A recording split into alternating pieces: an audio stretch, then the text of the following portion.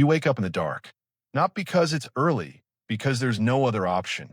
No light bulb to flick on, no phone screen to squint at. Just the smell of damp earth, smoke from fire that's mostly ash now, and the sound of someone else in your house already moving. This is 3000 BCE, and you live here now. So what does that actually look like? Not the cartoon version. No fur bikinis, no clubs, no dinosaurs wandering past your window. This is thousands of years after agriculture. People here have farms, village, pottery. Some of them even have jewelry.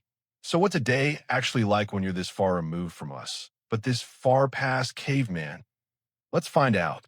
And fair warning, by the end of this, you're going to look at your bed, your breakfast, and your toothbrush completely differently. Your morning doesn't start with an alarm. It starts with your body. Sunrise, basically. Maybe a rooster, if your village has chickens yet. And by this point, some do. You sleep on a raised platform, packed with straw or reeds, because sleeping directly on the ground in a mud brick house is an invitation for every insect in a 5-mile radius to join you for the night. You're not alone in that room, either. Extended family, often multiple generations, packed into a single room or two-room structure. Privacy is a concept that hasn't been invented yet. Neither, frankly, has quiet. First task of the day, not breakfast. Fire. You have to get it going again because if it goes out, you're not just cold, you're cooking nothing, purifying no water, and keeping 0 animals away from your family overnight. Relighting from scratch with a fire drill or a flint strike can take real time and real effort, which is exactly why most households try never to let the coals fully die. Someone in the house, probably you if you're a woman, because labor here is already starting to split along gender lines, is responsible for coaxing embers back to life before anything else happens. Only then does food happen, and what you're eating is not what you think. Forget the hunter-gatherer stereotype. By 3000 BCE, most of the people on Earth are farmers. That means your diet is heavy, and I mean heavy, on grain. Wheat, barley, emmer, depending on where you are, ground by hand, on a stone, for what archaeologists estimate could be hours a day. That's not an exaggeration for effect. Skeletal remains from this period show serious, where on the arms and shoulders of women specifically tied to repetitive grinding motion. The same kind of joint stress you'd expect from someone doing manual labor 8 hours a day, every day for their entire adult life. There is no rest day. Grain doesn't grind itself, and hungry people don't wait. And your teeth? They're already paying for it. Stone ground flour means grit gets into the bread.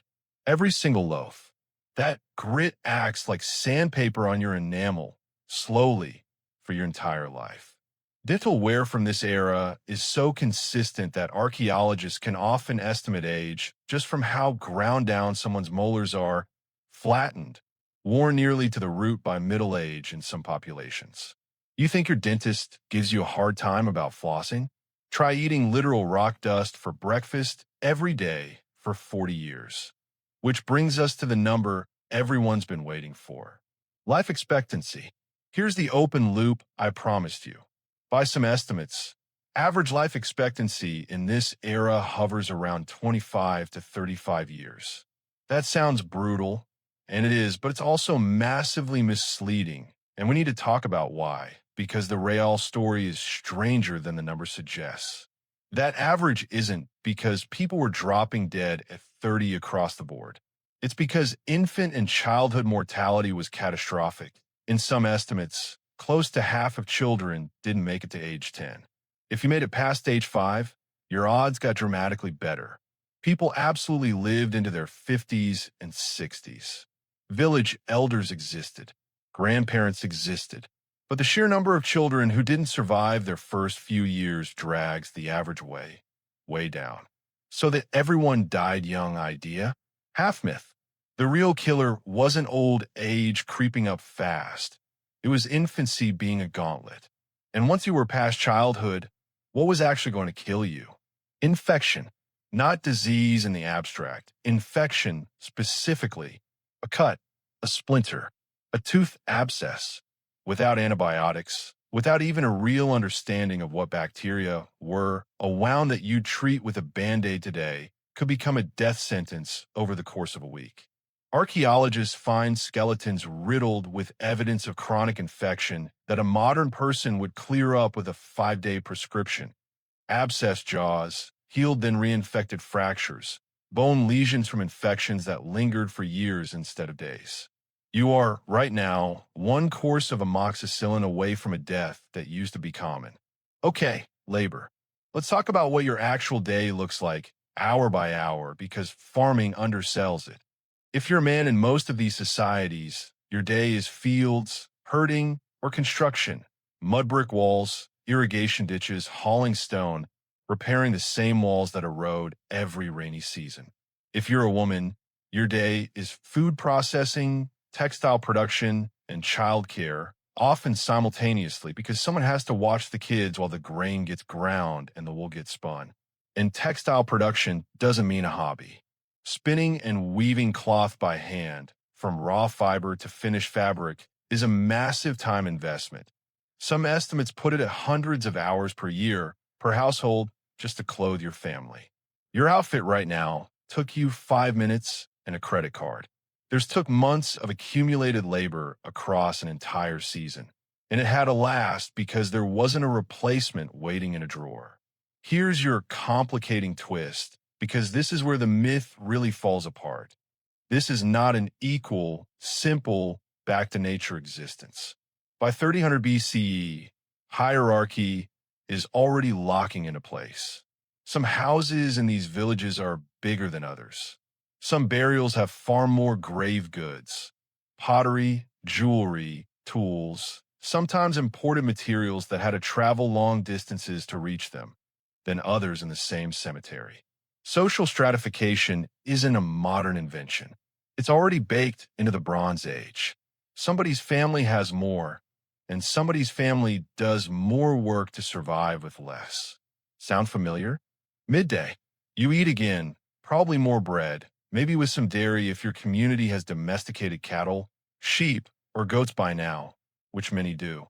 Cheese-making residue has been found on pottery from this period. So yes, someone was already figuring out how to make milk last longer than a day. You don't have refrigeration. You have fermentation and trial and error and generations of people slowly working out what keeps food from killing you and what doesn't, often the hard way. Afternoon is more of the same labor until the light starts to go. And this is where your day really diverges from ours, because when the sun goes down, your options collapse fast. No electric light, firelight, if you can spare the fuel.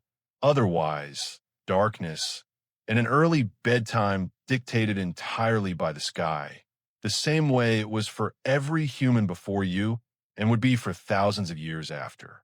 So here's the unifying theory, the thing tying all of this together. Your entire day, from the moment you woke up to the moment you went to sleep, was organized around two things: immediate survival, food, fire, shelter, and social position within a group that was already starting to stratify by wealth and labor. That's it. That's the whole operating system.